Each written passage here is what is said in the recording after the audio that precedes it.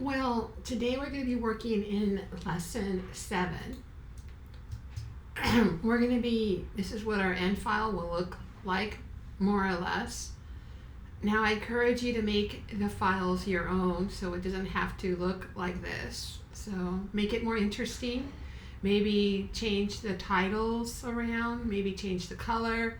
I don't want it to look exactly the same because, as we know, you could easily change the file name, and we want to learn and make it your own. So we're going to start off with the start file.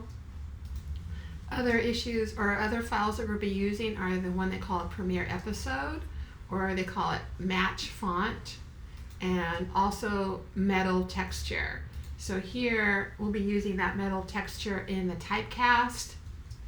And let's go ahead and jump into the file.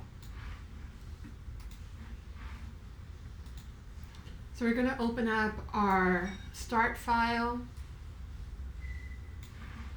and we're currently in a workspace called Essential Default, and they want us to use web. So if I go to workspace or window workspace and then go graphic and web, that's one way to get it. Now, as I mentioned multiple times, there are multiple ways to create the same thing. And another way to get to that workspace is to go to the right side and then click on graphic and web. So if I want to change it back to essential, here we are, essential workspace, and then here we are back to graphic and web.